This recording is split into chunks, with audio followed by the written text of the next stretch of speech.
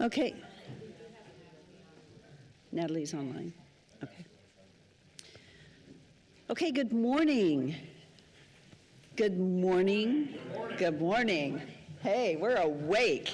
This is good. How do you think? Are we? Not quite. Okay, there we go. We had a little feedback, so for those online and watching this video, so good morning. This is the City of Nampa, and this is something new that we're doing today. And this is the first of several meetings where we're going to be going over goals. So we do have city council members present. We do have a quorum. This is and I'm just going to mention David Bills, Victor Rodriguez, Randy Haverfield, and then Natalie Jangula online. So what we're going to be doing in this series of meetings is going over goals with departments. And this is something new that we're doing this year. We've not done this for a few years anyway. We thought it was important as we step into the budget season for not only the council members, but the public.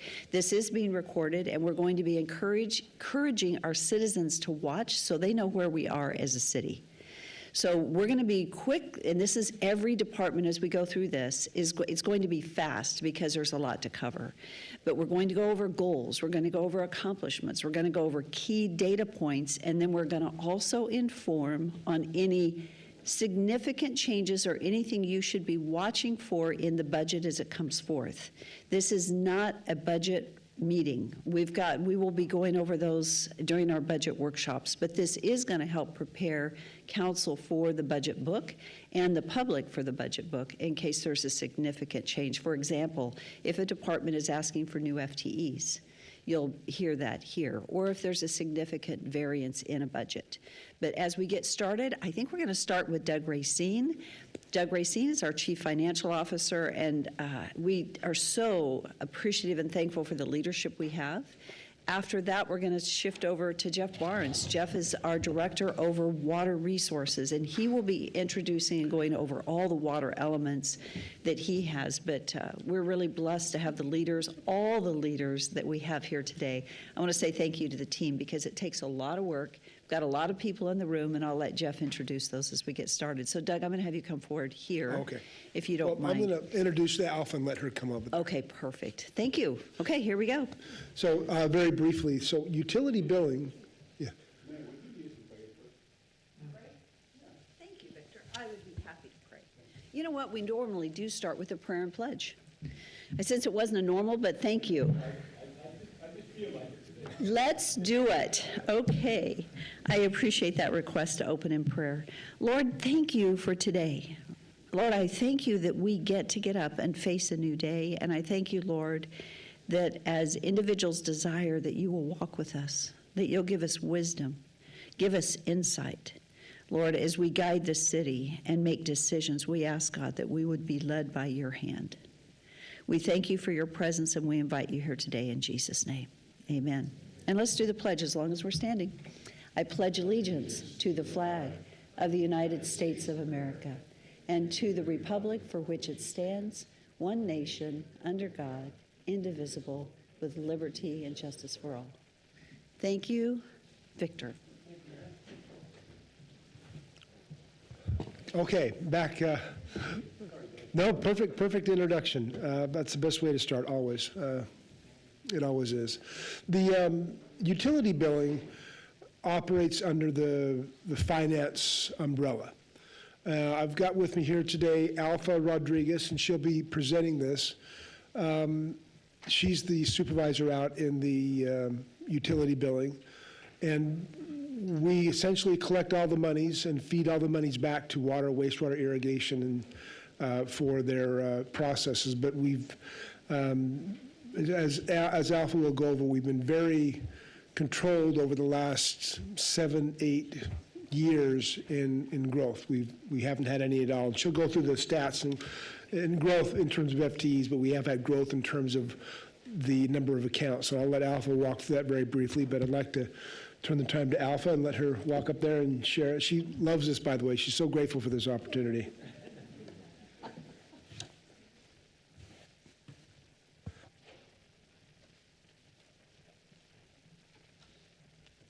Good morning. In utility billing, we bill for water, sewer, trash, irrigation, LIDs, and over the last 5 years, we've had some growth, consistent growth. The number of our calls have increased by 7%. Our total number of accounts have increased by 21%, and our bills by 18%. In that time, in those 5 years, we have not increased staff. This year, we will be asking for a new FTE to help us deal with the growth that we've been experiencing and to continue to provide good, excellent customer service to our customers. Our goals that we are working on are we're preparing for monthly billing.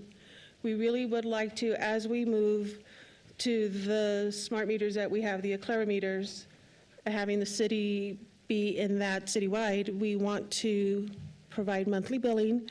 It's something that our customers have requested. It will help our customers budget better because it's easy to forget if this is a month that you're getting billed or if this is a month that you're due. So that is our goal that we're working towards. We're also always striving to improve customer service and tracking the cost benefits of our LIDs, our local improvement districts. Part of that is our objectives are evaluating the costs associated with monthly billing. It's going to increase bank fees, mailing, postage, things like that.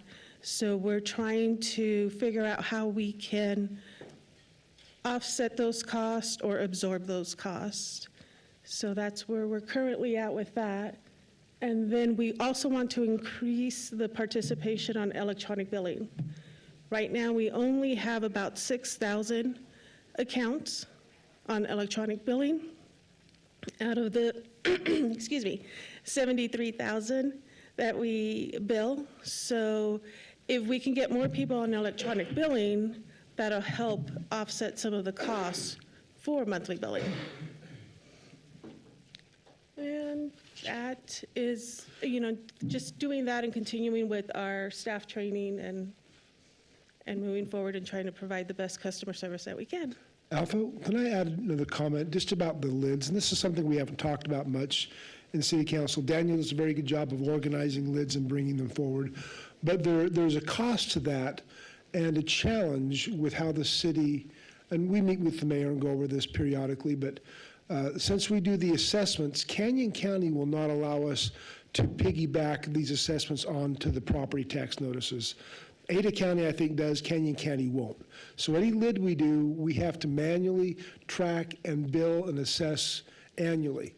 Not everybody, most pay, but not everybody does. And so it leaves us with a little bit of a challenge, and there is a bit of delinquency on this, and we'll go over this more later. It's not out of control, but I think at some point in time, Mayor, we need to come back and look at the lids in a more robust discussion with the council so they understand the trends and the impacts. It's obviously beneficial for the city, but there is a cost to it, and we should sometime go over that. But I just wanted to call that out, that it is a fairly involved process that we have to go through in the utility billing to bill them annually. And we have little recourse to collect on the old bills other than foreclosure, which we really don't do. Correct. Anyway, we can come back to that at a later time and discuss that, but I just wanted to call that out. And thank you. Any questions for Alpha issues, thoughts about this? I mean, they've done an amazing job for over 6 years, not adding one staff, but having the increase in population, which has been about 5% per year, and all the related accounts. And managing that with no increases has been pretty impressive for the last 5-6 years. Mayor Kling? Yes. If I could. Thank you for having the last name of Rodriguez. Oh, thanks. It's a cool last name. Yes, it is. Over the last years, I've always thought that we could cut costs regarding the administrative part of the billing. And I want to take a good hard look at that again this year. I think, what's your thought, or what are you thinking?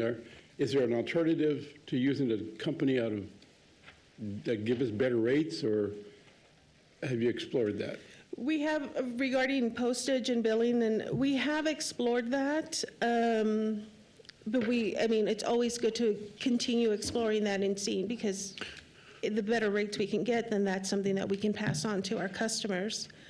I also think that we need to look at, now with the Aclara meters, there might be some things that we can change process-wise that might be able to save us some money that we can also pass on to customers. And Counselor, we have a processing company called BDS. We use them, Meridian use them. They help us out-process our bills and collect the funds. We renegotiated with them last year at a reduced rate, and we saved probably $25,000. But a lot of that gets eaten up is every time the Postal Service raised the mailing cost and the paper cost and the envelope cost. So that's the reason we're preparing for monthly billing instead of jumping into it, because we have to account for processes that help us save costs. Like if we can push more to online billing, then we reduce some of the mailing costs that will be incurred while we shift to monthly billing. So, but yes, the administrative portion, we try and look at it very carefully and control that, and we've been pretty successful. Their budget went up last year minimally, and it will go up minimally again this year. Just the one new FT is the only real change, plus the challenge of postage. One thing we are looking at now this year is how can we further cut that merchant fee, that cost? There are some laws that prevent us. Like in development services, we flipped the switch last year where merchant fees are now paid by the vendor, not by the customer. So if a builder comes in and they want to pay us $500,000 in fees, in the past, we used to eat that 2.5%, but we switched that so that's the vendor or the builder can pay that now if they choose to pay by credit card. They could pay by check and avoid it, or pay by credit card. But there are some laws in place that prevent us from doing that same thing on utility billing because it's circus. However, there are opportunities, and we're exploring them now, to look at ways to cut that merchant fee and try and cut some costs. I'd like to follow up and just say there is a focused effort, and I want to reemphasize that, to go to auto pay. And the more auto pay that we can have that's a direct payment from the checking account, we save the merchant fee, and that's how we're going to reduce our billing. And so there is a focus to get to an online or auto pay set up for everybody. Correct. The reason the focus wasn't there before now was because we were doing an upgrade to our software system. And so that got all rolled out a year ago, I think is when it was, maybe a little more when we got that It's done. still in progress, but it'll be done this year. Well, the first one, where you had to go yeah. in and re-sign up for your account, so we did Correct, that, and that yes. was also an opportunity. But there is a focus to go there, and that's where we're going to do our greatest Okay, savings. good, because Yeah. that does decrease the cost to the Yes, taxpayer as well. yeah. Yeah, okay, thank you. Thank you, Alpha. You're welcome. Thank you very much. All right, thank you. Thank you. Okay, Jeff Barnes. Jeff, thank you for bringing food for people this morning, and thank you for your work and for having your whole team here. All right, good morning, everyone. Morning. I know that the councilors have a busy week, early morning, so thanks for being here and online, city councilors, mayor, staff. We're going to be going through water resources today. Water resources includes about $4 billion in infrastructure, and the budget is significant, so we wanted to spend the time to go through with the council what we're doing and the work behind the scenes on budget prep. So first of all, these are the three divisions of water resources, and first we're going to go through water and irrigation today, then we're going to go through wastewater, and then environmental resources is it includes stormwater, it also includes a project management engine, and that is delivering these projects for the Water Resources Group. So we are starting a program called One Water. Every bit of water in the city now is overseen through the city. Some places have a water utility, and they have a highway district, and have all these different entities trying to work together. We have the benefit of having it all in-house, and so we can put together a holistic approach to water management. And so that we would take care of our water as we reuse it from our wastewater treatment plant, which is 12 million gallons a day. Our water quality, we'll see today, all these people in this room, they work diligently all year round to protect our water quality. You see how many tests we do. And then water stewardship, conserving water. Mayor, this is one of our core values in the city. So we want to take care of the water now. A lot of people say, oh, there's plenty of water. Well, 40 years from now, there's not going to be plenty of water. So these are the decisions we're making right now. Oh, by the way, this is the quote, when the well is dry, we know the worth of water, as Benjamin Franklin. When we had the drought years, right, everybody got worried about their irrigation. All of a sudden, nobody's worried about irrigation again. So it's when you really have the droughts that you start to be concerned. So this is our water and our irrigation division. I want to introduce everybody. If there's one thing I could do today, I'd like you guys to introduce the people that are doing good work, and a lot of it. So this is about 23 of our, I think 28, so we have 32 staff total. This is a rather small group, and you'll see the magnitude of what they maintain. It's pretty impressive. So I want to introduce John Spencer, which we just hired this last year. He's been at the city, and we had the benefit of John oversaw capital projects. He's a civil engineer, has an environmental master's degree, so it fits with the water side of things. But now he's come over and he's managing the water system. So they have this great operational and maintenance group that we have in place, and it bridges back to engineering for the project management side. So we're really glad to have John. He's doing a fantastic job. Okay, then I'm going to go. Then Shane Wendler, he oversees all of our operations in the city of our water and irrigation system. That is over 113 between irrigation and water wells. He's got to keep them in pressure, regulated through a SCADA system. The employees drive around to each one of these stations daily to check on them. And right now in startup, I would imagine you're pretty busy. Yeah, okay. And we have a number of new employees in there trying to train them. So thank you, Shane, for what you do. And then Ira Rhodes is right next to him, and he oversees the maintenance and capital maintenance side of things. His teams are doing a lot of the construction work, and for a lot of the breaks and things in the middle of the night, his team is responsible for that, and a lot of other things that Ira does, so thank you. And then Lindsay Dunbar is our business manager, and she oversees the, she works with utility billing, and a shout out to utility billing. Alpha already left. They work with utility billing really closely. She oversees the administration, helps with the budget, and a number of administration. She has an administration team, and so they've really broken up into thirds in the water department. So appreciate what they're doing. Alpha, they took 4,000 calls last year, by the way.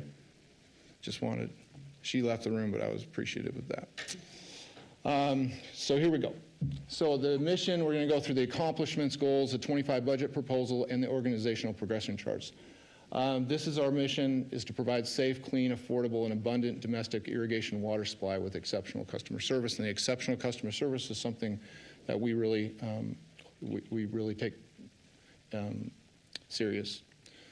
So Nampas water irrigation system, there's $2 billion in infrastructure. We have 115 wells. We have 1,150 miles of water and irrigation pipe. Okay, guess how far that line would extend from here south?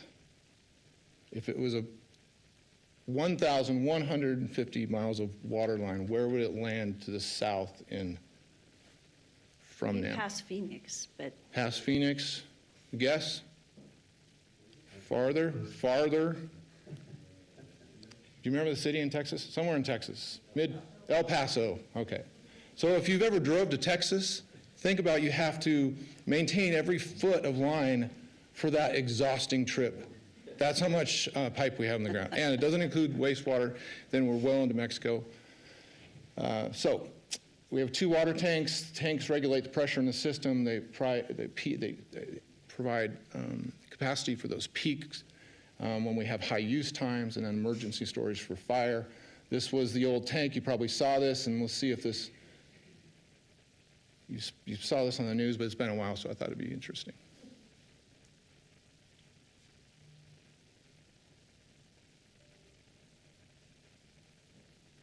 Where's Amy? I'm missing the music. I know, I don't know what that music. The music was so good. This is when there's screams and shouts. Yeah. I just think such a cool view That's from the kind next of a one. I like that one once-in-a-lifetime right there, thing. so. We're watching your video, Amy. Yeah. Amy, we needed your energy in that Your slide. music. Really? Wow.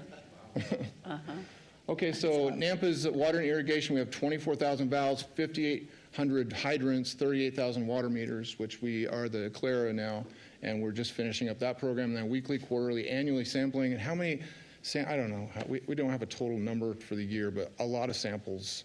1,300 samples for water samples to keep the water safe for the people. So we want to minimize financial impacts, and this is really important. I think it would be important for the council to see this part because you get a lot of questions on this. So, and you asked a question this morning, Councilman Rodriguez, about cost savings. So we have utility impact fees. I know Tom and the mayor launched this. The council was the first in the state that we have this, that growth is paying for growth on the water system.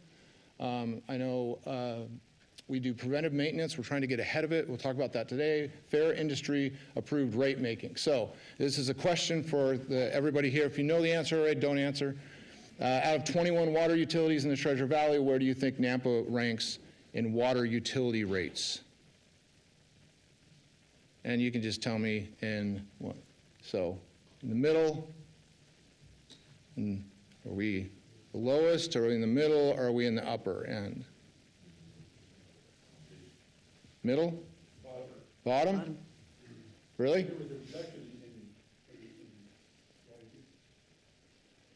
Okay, we got low. Councilman Haverfield, do you know the answer to this one? Okay. All right, so Nampa is the second lowest in the region. We're almost the lowest with 2062, and Meridian is just a little bit below us. So if you see the blue is all of the cities, and I think this is something that we've been very efficient about in our water system. I also think we have issues if we haven't added staffs in the operational side, I think, since 2011. So, but we are running a safe system. We provided water, abundant water, according to our mission statement, and we're second lowest in the region. We will not be looking at this again, but wastewater included. Even if we added irrigation, by the way, we'd still be one of the lowest providers. If you added our base irrigation rate to our water rate, we would still be low. And Boise, for instance, they are using domestic water to water most of their yards, and they're much higher on their Veolia, I think, is $31, and we're at $10 less. So I think the customers are still, I know about rate fatigue, and we're very concerned about, adding rates to customers, but we're also very concerned, and I think we're doing a good job about conserving and being conservative on our rates. Any questions on that? I'll stop for a second. Is there any? Jeff, good job. You're to Yeah. be commended on that, because actually, to be the second lowest rate in the entire Treasure Valley is exactly, it's where we want to be. Yeah. And thank you. So a question, Yes, sir. is it possible to put that chart in one of the utility buildings, to actually communicate to the recipients of utility buildings? Is that happen? Yeah, we can do inserts. You're going to be doing an insert on your water quality, the testing and what's in the water, right? I saw the say coming soon, so on that one, you could throw that chart in. Could you put it on the back? Can we look Yeah. at that? Yeah. Well, the back's got some, it would be nice to say, but there's stuff on the back of the paper, so. Well, it's We the could definitely look insert, at that though. because I think that we're preparing that for publication in the summer, Right. but we have to have it done in the next month. Yeah. Yeah, and we'll get it, we'll figure out a way to get it in the insert. If we could print it on the back, we will, but I don't know if we can, because We'll figure it out. They have a paper coming out, because it was just in my bill. I saw it, so, yeah. I just think it's a good educational tool as far as, especially if we're looking at a rate increase or doing anything to inform. Everybody just focus on the rate increase and what it affects their pocketbook. Doesn't have an idea of Yeah. what's going on. The data that came from, we had a water purveyors group that started meeting, so it's all there. They all saw those numbers and reviewed them, turned in their comments, and so they're accurate numbers right now. We can use that.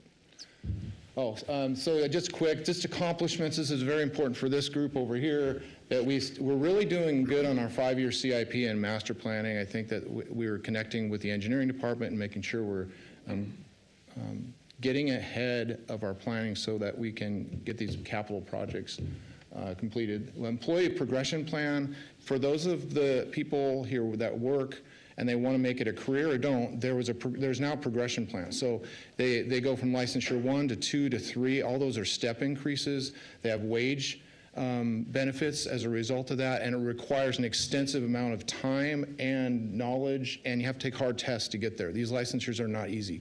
So we put that in place, and we have seen growth in our staff. We're hiring really good people, especially more experienced people in the last few months, and we're being able to retain the good staff we have. These are all the requests they go through every year, 2,300 service requests. That doesn't account for the utility billing phone calls on top of that. There's 4,000 valves exercised. That means they just spin the components, 2,380 valves flushed, 4,500 backflow assemblies, 1,500 non-payment site visits. They have to drive out there. And then 188 emergency breaks that happen all the time. In fact, I don't know about Christmas and Thanksgiving. It just seemed to be a popular time for breaks, so they were out there at just odd times, so we appreciate that. These are the goals that we have aligned with the city goals. So I'm not going to read through all these, but there are 3 things that we're focusing on, and then we're going to align the request after this with these goals that we've been working on with the mayor and the different division heads. So we're going to increase preventive maintenance on hydrants and valves by 10%. So currently we're not even exercising half of the valves. We need to do more of that. And then we want to also exercise the hydrants. And so those are asset management components that if we do this, it extends the life of the stuff and we don't have to pay for it, and there's not the catastrophic impacts. The second one is to increase preventative maintenance pipe replacement. We're supposed to be, our goal is ultimately 5 miles a year, and we're not there yet. 10 miles a year with irrigation and water. We're about at 3. So we're going to knock off 10% a year and get up to that. What we're shooting for anyway. It's an aggressive plan to get by 10 years. We want to be replacing 10 miles a year, which is a lot. And then the last one is we just need to do it. It's 100% regulatory compliance, ensuring citizen safety. There's things like PFAS and water, new emerging contaminants, water quality issues that we're having to deal with, and so this is very important that we're 100% in compliance. Okay, and so the request for water in this kind of encapsulates one of our major initiatives is that I'm going to talk about the request, and we're going to go through a little bit about why we need it. So we want to add 3 full-time employees in water. 1 capital maintenance hydrant technician, 1 capital maintenance valve technician. Those will be under IRA, and those are in relation to we're not working those hydrants and valves every year. They're just sitting there stagnant, and then when you don't work them, they fail. And then 1 system operator, and that is under IRA's group, and that is those 3 positions are 241,383 loaded. And then we had growth in the system, so we're not asking, this is not a rate increase, we're not asking for that. It's just, there's just growth from population growth. And I haven't introduced Heather. Hi. Okay, Heather is going to be in every one of these meetings, and she puts together all of the finance for this. She leads it through Public Works, so she's going to come to every one of these meetings for us, and she does a fantastic job. And I was focused on water, but I was going to get you first, and then, anyway. Okay. So I forget what I was talking about. Support for the new capital maintenance. This is in front of you, but this is why we're asking for the 2 new positions. We understood we wanted to cut. We were looking at a 5% reduction this year, but we're in a place where we don't feel like it's safe if we keep moving at the same staff level, and the increase in population and the needs. We feel like these 2 positions here under capital maintenance are important. So we're not meeting AWA flushing requirements. We're exercising 17% of the valves. The goal is 100%. We replaced 12 valves in 23. The goal is 300. We flushed 41% of the hydrants. The goal is 100%. We replaced 12 hydrants. The goal is 103. Manufacturers recommend valves being worked, and and exercised annually, and lead and copper rules coming up, and then there's a support for emergency brakes, which is 188. So if we get ahead of the asset management now, and you keep the good as far as the equipment, it saves you money. This graph just shows you what we can save if we get ahead on the asset management and this maintenance of the hydrants and valves. Okay, support for the operations tech, again, which is Shane's group. So 29 facilities maintained per operator. The goal is 15. They're doing double that. So they're maintaining 29 facilities right now. They're trying to get around the city to get every one employee. Daily monitoring of each station required, but is not attainable. 360 service calls on top of that. So the service calls will pull them off in any moment, and they don't go to the station and check the stations and have the time to do that or have to stay over. Then 5 additional facilities planned in 25 and 1,300 samples they take in every year. Meridian has, okay, if you can listen to one thing, this is a good comparison, and I think this would be helpful for the citizens to hear this too. So Meridian has 32 full-time employees for 38,000 services. City of Nampa has 30 FTEs. We're going to be at 32 with this request, I believe, if I can confirm. 33 with this request. And we have 68,000 services. They don't have a pressure irrigation system. So we literally have twice the system and the same size staff. Operators travel approximately 90 miles a day, and no new operators have been hired in Shane's group since 2011, 25,000 additional residents since then, and 20 new facilities since 2011. So last year, if you live in the north side of town, were any of you in the area, you didn't have irrigation for a while? So startup was tough. We had engineering things going on, but we didn't have enough operators to make it around to that north side. It's a complex system. So we had 2,300 people out of water, and it wasn't for lack of prep, or we just didn't have the manpower to get around and take care of those issues. So we are asking for that additional staff to help with things like this so that do not happen. We did a comparison. If we outsourced it, it would cost $880,000. If we insourced it, it's costing us $240,000. This is just in wage rates and and just the operational costs and everything else. The comparison is so we can save $567,000 if we add the new staff, or otherwise we're going to have to start outsourcing it to get help on it. This is also in your packet, and we're not going to go through capital today because there's a lot, but in the future, if City Council, I know Councilwoman Jengula is on too, if you have questions on any capital or anything, we'll meet with you. We'll get back to you with those. Yes, sir. Councilman Haverfield. Just a quick question. As far as backflow prevention, I know on new buildings, we design that so that you can't try to do harm to our citizens. What do we have as far as protections for our overall water supply and delivery as a prevention for if someone wanted to do us harm? You know, we live in a different world today. Yep. So, you know, just thinking about the potential of contamination being put into our system, what prevents it from being catastrophic? Okay, I'll lead into that by our building code has backflow prevention. That's on individual buildings. Yeah, right. And then we have a backflow prevention specialist on staff.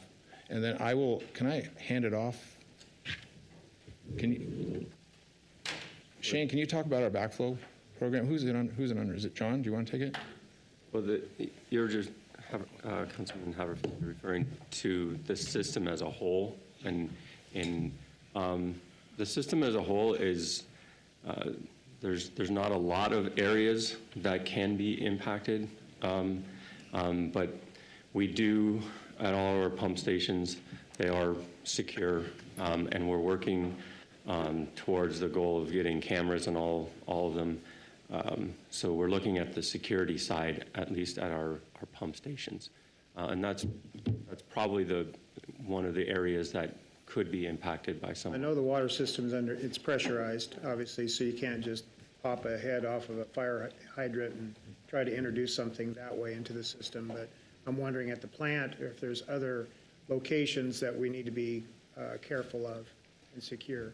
And we did have Homeland Security come and do an assessment, and so we have a list of items that we are looking to address that Homeland Security has provided to us. So they've given us something to work with? Yeah, our staff, IT led the effort. They came in and looked at our entire system from online, looking at what, information that we're providing, all of our systems, our sites, and then they gave us a list. And then we have a plan in place next year to look through the SCADA system, and then we can potentially provide video, additional security features at each site. I'm just wondering from a budgeting standpoint, if there's a capital expense item that we need to be considering as a part of an organized effort to make sure that we're protected, not only on the IT side, but on our, our actual resources.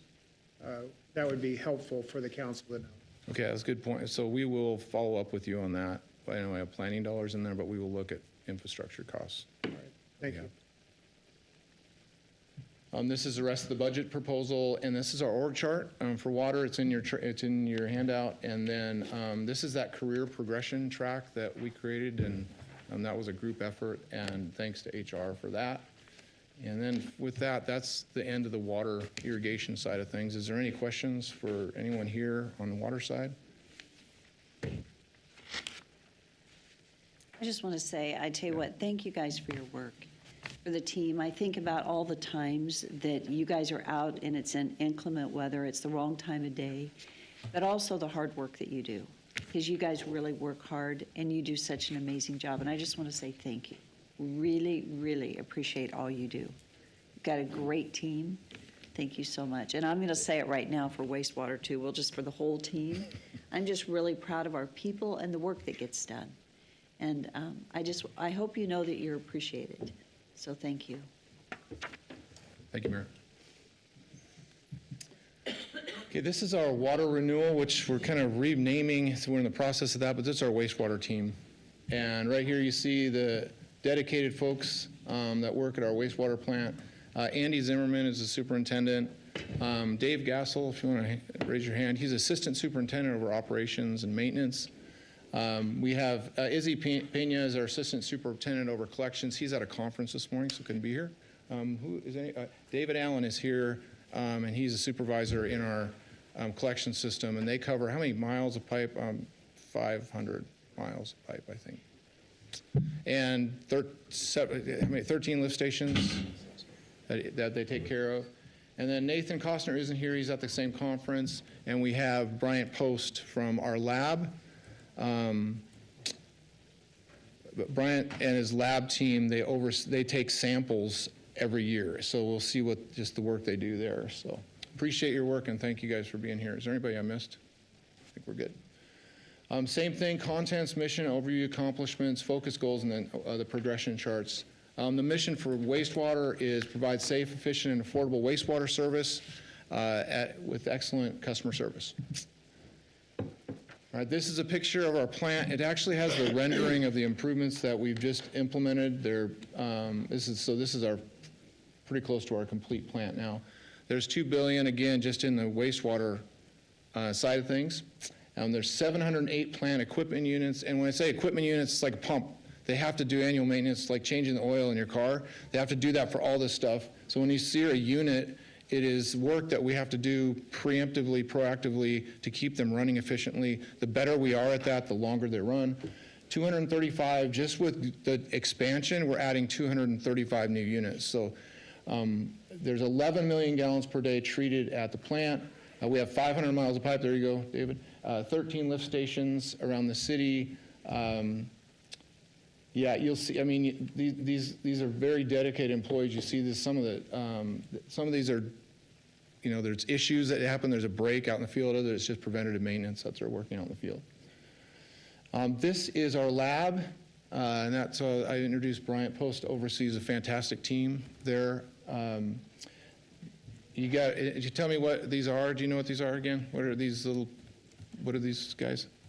Well, right there, that's an analytical balance. We do a lot of solids testing in our lab, different types, suspended solids.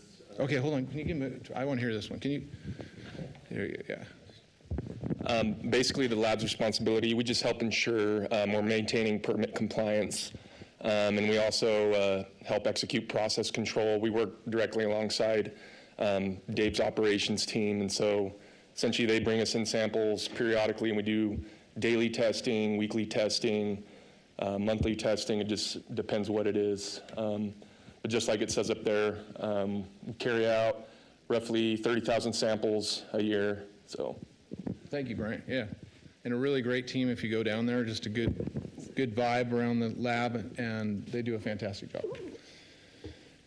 So the accomplishments, we also did the progression plan, and Andy was really instrumental in that progression plan, working with HR. Leadership development, we have 2 new leads and 1 assistant superintendent of collections.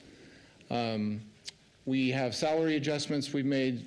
Group F is 80% complete. That's a $183 million project, and the council has been integral in that. Group G Headworks, we just launched the design of that, and that's underway. And then we have taken almost 30,000 samples. The rebranding effort, it's underway, but we don't waste water. We're now reusing water, so the term just doesn't fit. And we went through a whole process with our team to choose a new name. We had a lot of conversations over that, and we really feel like water renewal is a better term, because we're taking the water that is, we're taking wastewater and we're turning it into recycled, clean water that can be used for irrigation and parks and yards around the city. Jeff, can we Yeah, go back yeah. to where you said Group F is 80% complete? I just want to say on time and budget, which Yes. that is a really big deal. I don't know if you said that, I didn't think I heard it, and I just want to remind everybody, that is a big, big deal in the environment we're in, the escalating costs that happen during this time frame. To be on time, we're actually ahead of time, right? I'll let Yeah. you share it. And I haven't gotten to Shannon Johnson's piece in environmental yet, but his team is overseeing the project with Andy. A lot of people are working on it in wastewater. So can I make a comment on time on budget? So we've talked to Meridian and Boise a lot about some of their projects, and since we got ahead of this and started early and all the planning we did, we are on time and on budget, but Boise and Meridian are not. And they are having to cut things out of their program and project and delay it because the costs are double what they're expecting. And when you're talking $100 million, goes to $200 million, it's a deal breaker for them. So it is a big deal. Yeah, and the decisions that are made over the last decade were fantastic. I know the council was involved in that.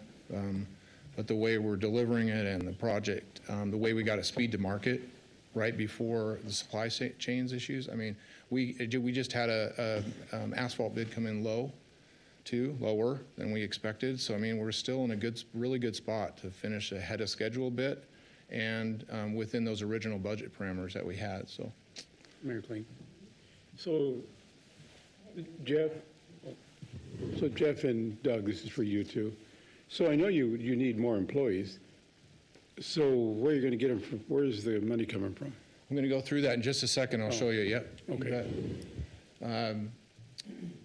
So our goals, and this is going to point to Councilman Rodriguez, this is going to point back to where we need, we're asking for one staff, but this is where it's going to come out of. So our goals is we want to inspect 100% of the pipe in an asset management zone. They have a TV,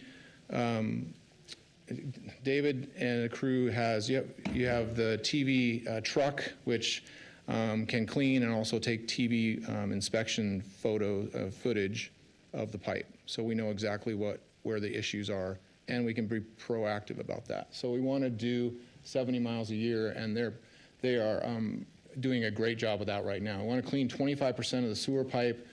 They're a little bit less than that, but the zones have different sizes. But that's a good goal. That keeps the lines clean, and again, it keeps us away from those catastrophic kind of failures.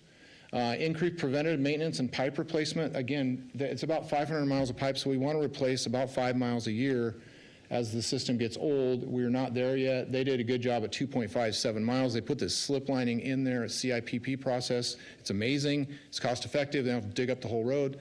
So we want to keep doing as much of that as we can. And again, we're on a 10-year plan here to get up to the future pipe replacement. And then the last one is achieve 70% preventative and 30% corrective maintenance.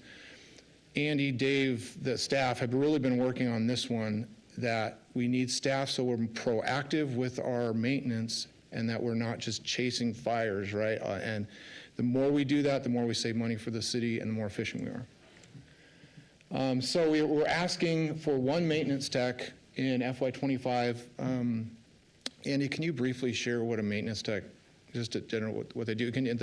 Yeah, Mike. Yeah, so our maintenance crew, they change all the oils. They repair anything that can go wrong with a work order.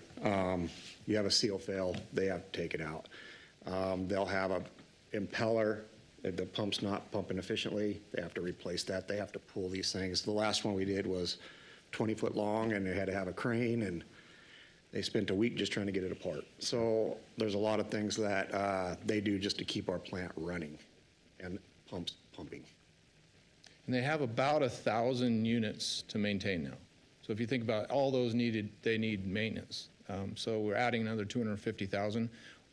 We can't. They're struggling right now with the amount of unit repaired, and so we're just adding Group F. This is a position that will support Group F improvement. Yeah, one of our things right now is we don't have the staff to maintain the equipment, which is causing the equipment to fail, which is our primary focus because we're getting too many work orders, pulling us away from the preventative. So you can't change your oil, it's going to fail. So we have to be able to have the staff to be able to go do those to prolong the life of the equipment instead of always putting out these fires as they fail.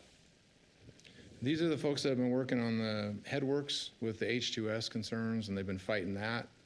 The headworks is just a really tough maintenance facility, requires a lot, so this team works on a lot of that older equipment. Any questions on this request, counselors or anybody in the room? Question I Yes, have is, yeah. again, to be able to, to be able to control costs going forward with Project Group G, we talked about pre-procurement of some items that might be long lead and escalating prices.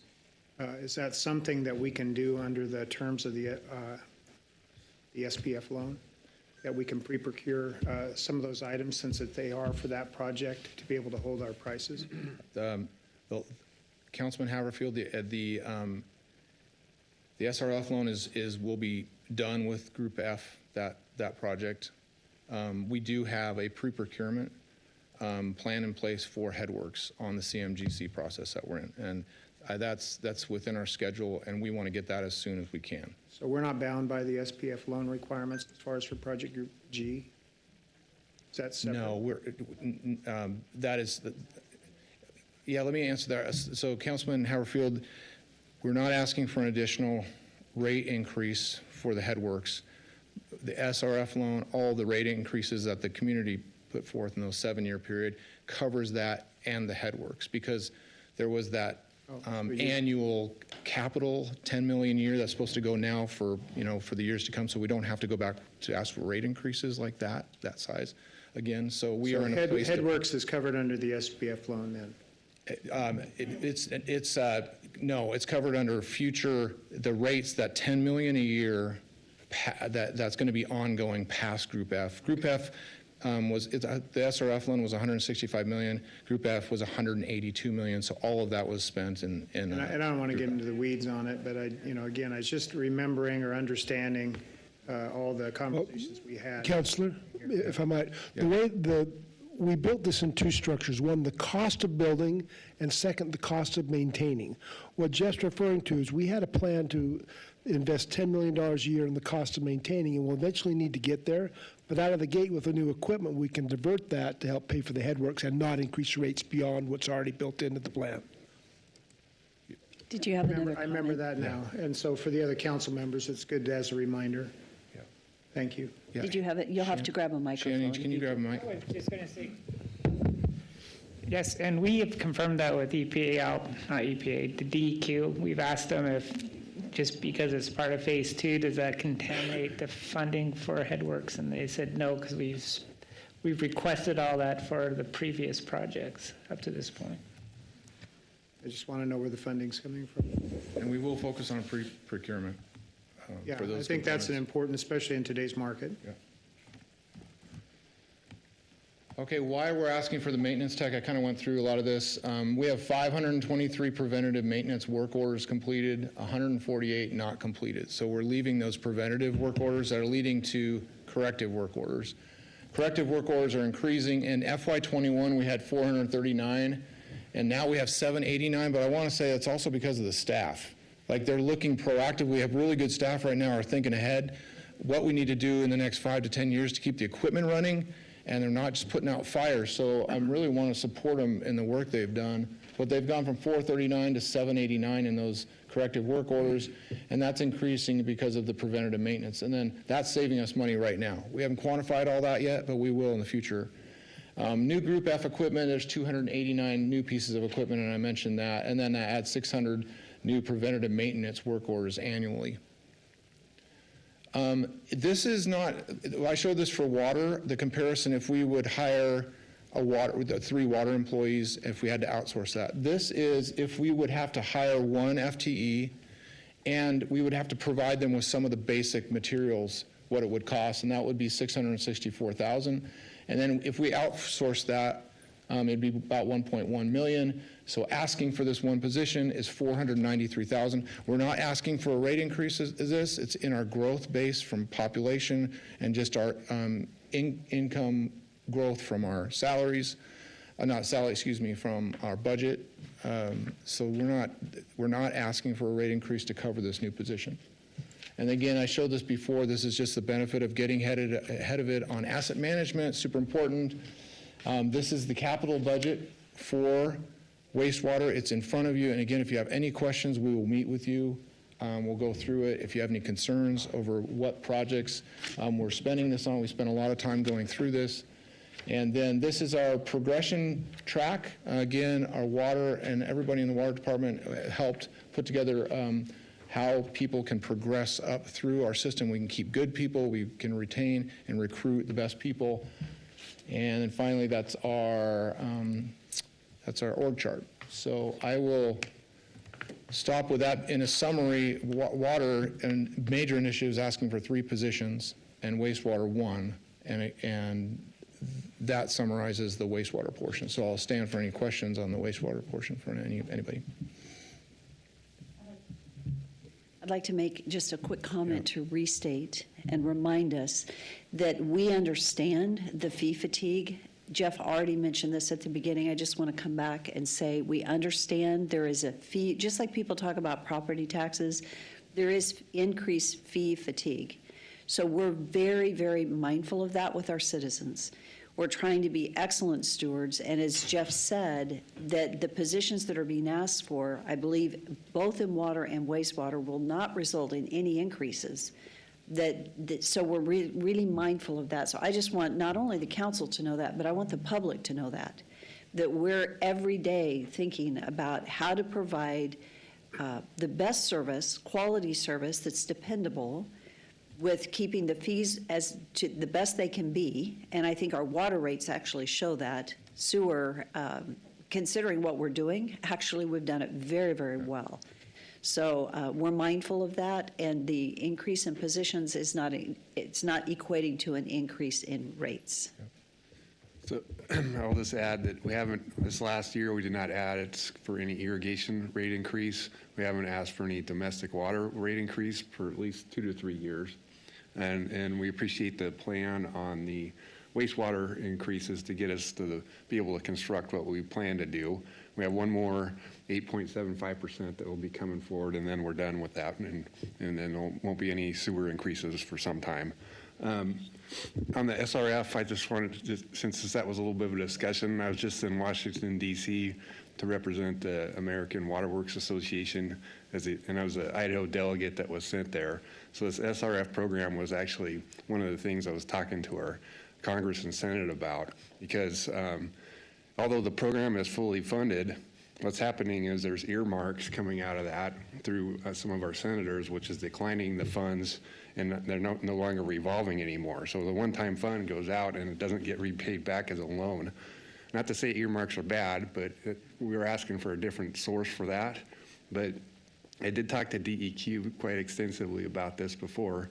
They are going to completely fund our project. So great job, Nampa, on being able to get ahead of this before something like this happens. But unfortunately for the rest of Idaho, there's not a lot of money left, and it's declining to the point that the program's almost non-existent, and if the trend continues in the next couple of years. So My point is, we can't plan on an additional SRF loan coming to Nampa, and we did a really good job to get ahead of this. I just want everybody to know that, and thank council for supporting us, because being proactive and getting ahead of this made a huge, huge difference. I'll state that, it's been so rewarding to be a part of the process, because promises made were delivered, and that's what's important as a message to the community. We didn't go beyond what we asked them to obligate themselves to through the process as far as rate increases. And it's been something, I think, from a stewardship standpoint that we've been trying to maintain, is that we're not going beyond what we asked them to provide us as far as through the SRF loan program. And that's where the rates would offset that, long-term payment. But it's been a rewarding effort to see the progressive design build work out. On the rate side, on the wastewater side, we are still in the middle. And the impressive thing is that we've just spent $180 million. I think the total program was upwards of $210 million. We have 7 years of increases. And you see a lot of the smaller cities are really impacted. They have smaller populations. They have to pay for these huge wastewater plant improvements. But I wanted to say Nampa is in a very good spot. We have, for that decade, planned ahead. We really had to pay, the citizens had to pay, high price, those increases over the last 7 years. And now we're still in the middle of where wastewater rates are in the region. We're not the highest and we're not the lowest, but a lot of the other places are still having to tackle some of these improvements for water quality and things. So we are in a place where we're where we should be at. Now moving forward, you're not going to see those large rate increases. I mean, cost of living type rate increases, and we can still move forward and facilitate and handle our capital budget. So, yeah. Councilman Bills. Well, I just wanted to comment that, being a part of 10 years ago when a lot of this was being discussed, and the aspect of really investing in the infrastructure, to me, this is one of the departments, one of the areas that is the core of why a city, why you create a city and why you come together to do things. There's other parts of the budget that are nice, but they're not core to daily living. And this is, and I'm grateful for the team. I really think what took place 10 years ago, it's gratifying to see that it's come to fruition. It's just, I think it's a lot of compliments to what's gone on. I think what you've done been tremendous. Thank you. In leading. Tom and I reminisced a little bit a while back in terms of even some of the meetings that went back 20 years ago, and starting to talk about what we had to do to get ahead of the issues coming for the Boise River, and how those things, talked with Michael Foose about it, and a kind of reminder of what was put in play. And so there's times when the general public kind of criticizes Nampa and out there in the general marketplace, and a good portion of people, kind of look down. And Nampa's really been very progressive in areas that don't get the fanfare. And so I just think it's important that it gets acknowledged, and that you folks have been a part of and joined in making that come forward. And again, the citizens won't understand it. They think about the rate increase, but I appreciate every time I use a sink or flush the toilet, things work. And I'm grateful for turning on the sprinkler system yesterday, and it worked. And the yard gets watered, et cetera, et cetera. So I'm just complimentary to where we're at. And I don't see a problem likely for me anyways on the positions, because I'm a believer in take care of what you own and what you maintain, and it's really important. So. Thank you, Councilman Bills. Okay, we're going to move on to the third division in water resources now. The Environmental Resources Division, we have realigned a bit, and we added project management and our capital improvements. I want to introduce the leadership there. So Shannon Johnson has been at the city for over 20 years. He understands our wastewater plant. He's worked on almost every aspect. So him and Andy, I think they have nearly 50 years. And Dave, I mean, you add this whole group here, and there's just a wealth of experience. Are we good? Oh, did I?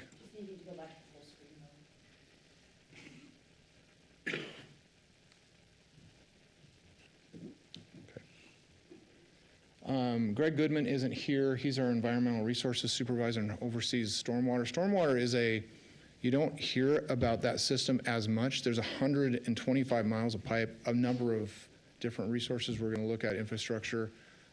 But I do want to, Kyle Schaub is our specialist in our environmental resources area. And so I really appreciate the work, especially this last couple of weeks when we've had the storms and the rains, and we'll see what this team does. But Shannon moved from he's overseeing the $200 million effort of the plant, but also took over environmental resources with stormwater, and he also has an environmental engineering background, and so it fits perfectly.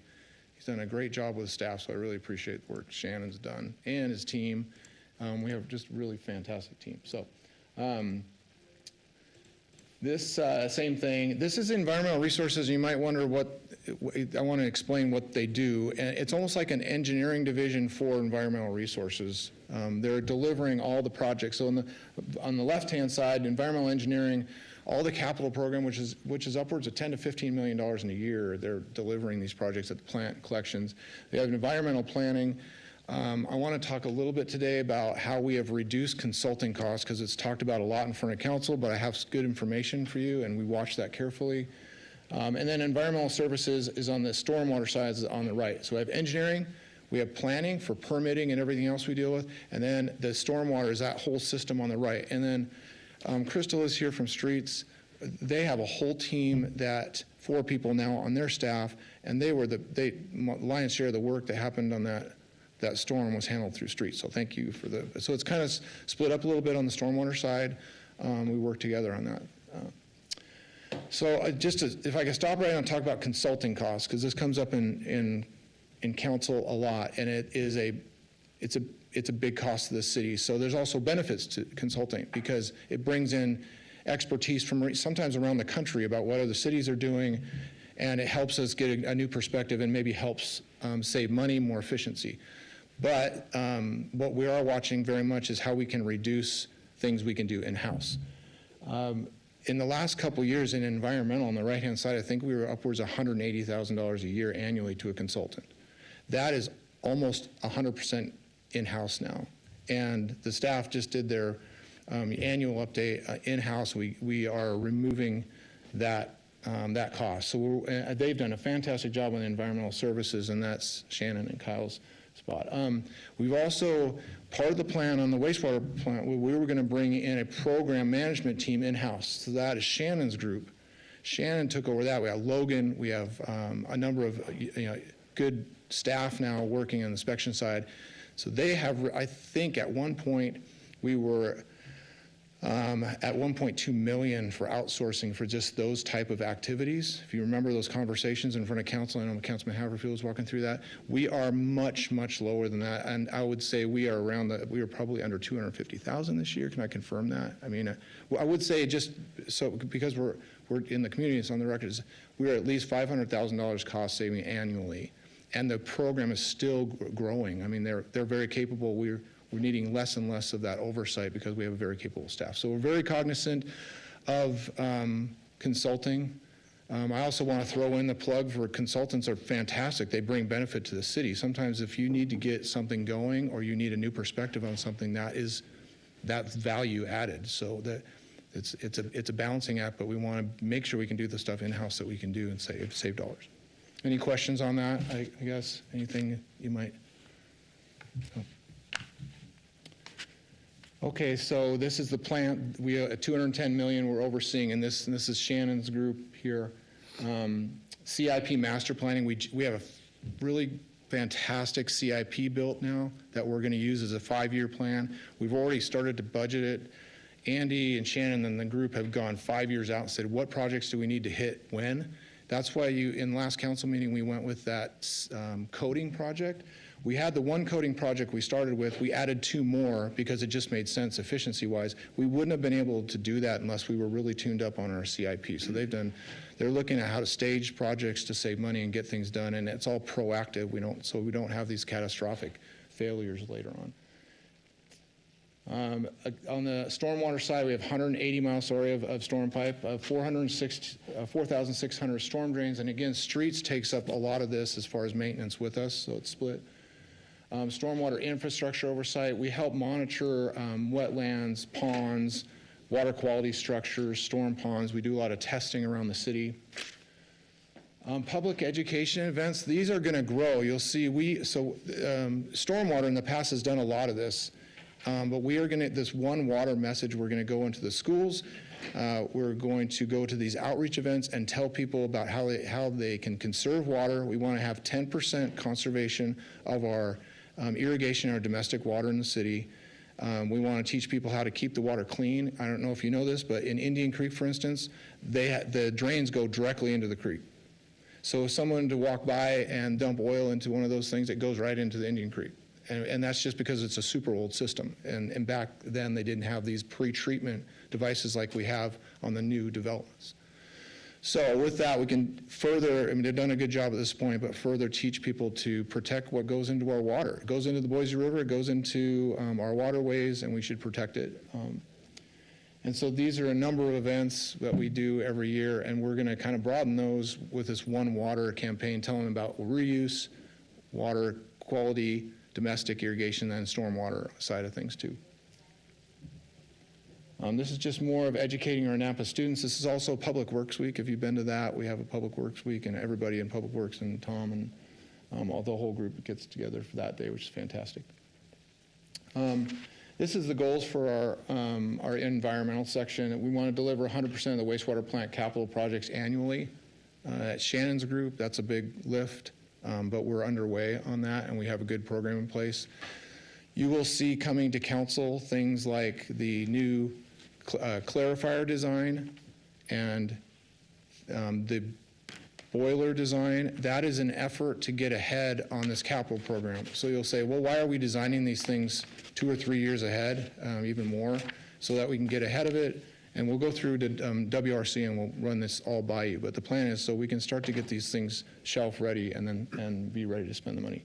We want to meet 100% of the state environmental permit requirements, and Greg and Kyle help us with that, and reduce environmental resources consulting costs by 90%. And that's actually, we've done that. We want to continue that. Yes, sir. I was just going to say for David, for his understanding, there are naming rights available for the new clarifier, if you're interested. I know that the primary digester is already going to be named after Larry Homestead, but David, you could, if you wanted to, get naming rights for that clarifier. Yeah. Probably talk too much. Yeah. Some type of saying that goes with that. Do we have a second? That's Yeah. good. I second that. Can I make another really quick comment? You mentioned shelf-ready, and I want to just touch on that for just a minute. Having projects designed in shelf-ready has allowed the city to take advantage of whether it's a grant or funding opportunities that we otherwise wouldn't have been able to. In streets, we've done this a lot, and there are times that other cities don't use the funds that have been allocated within a state system or within Compass, and because we have project-ready, shelf-ready projects, we get to take advantage of those. So there's a huge benefit to having projects that are, as you said, shelf-ready, because if all of a sudden funds come available, there aren't too many municipalities that are ready to go. Because we are, it avails us an opportunity that otherwise we wouldn't have. Yeah. So thank you for that.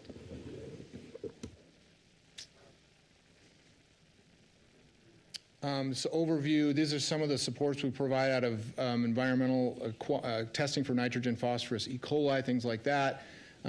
We have some projects going on at the Nampa Airport to reduce our stormwater requirements. And then our budget proposal is not asking for any positions here. We have 2 open positions.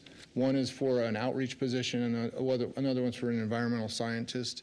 Those are, Shannon has been in his position for maybe 4 to 6 months now. So we're waiting, just kind of let him get vision for the department. But those are still open. So we're not asking for anything additional than what we have right now.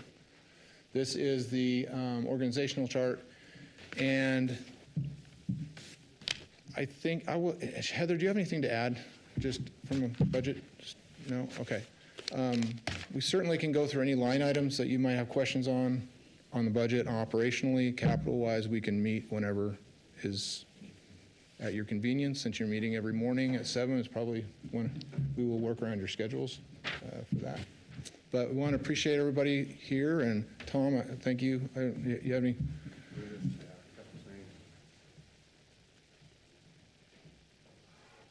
Just an FYI, Jeff and I have an interview with the local newspaper about PFAS and the Karcher wetland this morning, so I just wanted to let you know that will likely end up in the paper. But some of the messages we'll have is we've been testing our drinking water for the past few years, and it's been non-detect on PFAS, but this Karcher wetland may be a way to treat surface water and remove PFAS. So we got a grant from the EPA to build a demonstration project, and it's been getting a lot of attention.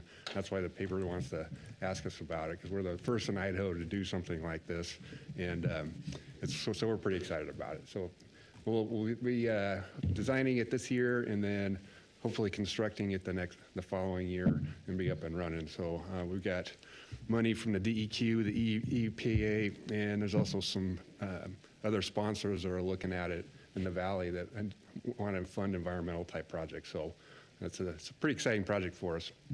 And the only other thing I want to say is I just, again, thank council for your support through this whole process and getting to the end. Like Councilor Bills said, it took a lot of support. There were some hard decisions along the way, like the progressive design build. We were the first in the state to do that. And we did a lot of calculated risk analysis on that, but it worked out perfect. And it actually worked out better than we thought. So I want to thank the council for allowing us to take some calculated risks and do some things that haven't been done in Idaho. We get a lot of attention across the state because of that. And when we go talk to people, they're like, oh yeah, Nampa's doing this, Nampa's doing that. And then even at the state level, when we're asking for things, it makes a huge difference because they know that we're proactive and we're doing things that are benefiting all of Idaho. So again, thank you. Thank you. I think I'd like to also mention, Jeff, we were talking about it yesterday, the deputy director of the EPA coming in, if you'd like to mention that. And the council will be invited. Yeah, Janet McCabe, the deputy director for the EPA, is coming in to visit the Karcher Wetland Project. And there is funding for water quality that they have provided. She wants to be on site, so we're going to be hosting her on May 8th at 1 o'clock. Yeah, so council, you will be invited to join that opportunity. With that, thank you. Thank you for, yes, sir, Councilman Bills. Location of where you're setting that up? Physical location? Karcher wetland? Yeah. Yeah. Okay, so the Karcher interchange, Indian Creek flows right under the bridge there at Karcher Road right before it hits the interchange. And so there's 27 acres that's owned by the Idaho Transportation Department just downstream of that spot right there. And we talked to them, and without their partnership, we wouldn't be able to do this either. They said, yes, please go do this. And we have an MOU with them to use the land until perpetuity. And it used to be landlocked, but we got access through it through the Black Butte development on the northwest corner there, and industrial. So we got access, so we've got funding, we've got, and that's the location of it. It's a gem in the middle of the city. It's to find 27 acres of undeveloped ground like that. It's pretty, and it already has a lot of wetlands on it. It's a cool site. Yeah. So yeah, drive by and take a look at it next time you're in the area. Yes? Yeah. Great.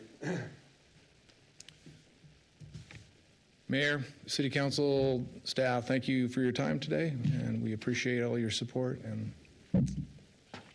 Jeff, you did a Good day. great job. You've set the standard for the rest of these, and so we've kind of kidded Jeff because he set a really good standard.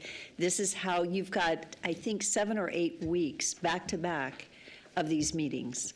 And so we put Jeff first because he was so well organized, and I knew he was going to do, he was just ready to go. We've been Team- working for like 3 or 4 months on this. There was a lot to do. And Because you were ahead of Yeah. the game, though, you got to go first. And you also feels were the good. example for the rest of the city in how to do this.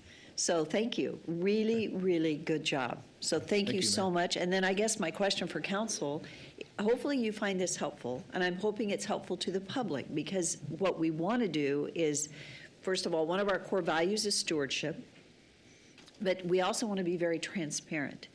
And so it's, as we're working on goals within the city, those goals lead to budget outcomes, right? Because it should drive our budget, our priorities. And so as we're pulling this together, this gives the council and the public the opportunity to see where our focus areas are. And then if council says, hold it, right, maybe we don't agree with that focus area, then this is an opportunity, maybe afterwards, because they're kind of tight on time, but it gives us an opportunity to say, well, I'm not sure if I have a question on that. So these, you've got a hard copy. The video's going to be online, but the budget books, I believe that we talked about putting the PowerPoint slides in the back of the budget There'll be an appendix, so that will have, yeah, so it'll be tied to your budget book that you will always have with you. And then also in the budget, within each budget section, there is a section that has the goals and what got done this last year in the actual budget that everybody does, and it's in a little different format. So you've got plenty of opportunities to track and see what's being done, what got done, where we're headed, and the budgetary impact. Mayor Kling? Yes. Last year, during the budget year, I went to every department and spent time with the directors. This is a great idea. I'm not going to do that this year, but here I meet all of them. That's great. Thank you, Jeff and Tom, because this is what we're here for. Yeah. And this is a great idea. I applaud you. Well, it also takes less staff time Yeah. to do it this way. Right. Because if you think about it, if everybody has a one-on-one meeting, it takes a ton of time. Yeah. So by bringing everybody together and also getting it out to the public, because not only are there the council one-on-ones, but also some public one-on-ones, so it gets really, really busy. This is a way to pull it in. Now, you will or may have questions after you get your budget book. I would strongly encourage you to reach out for answers to those questions, right? And so if there's specific budgetary ones, but a lot of the budgets as we come through, you're going to see there's no significant change in the budget. But if there is, this is the opportunity to see it and to watch for it. Thank you. Awesome. Thank you, guys. Great job. You knocked it out of the park. Thank you.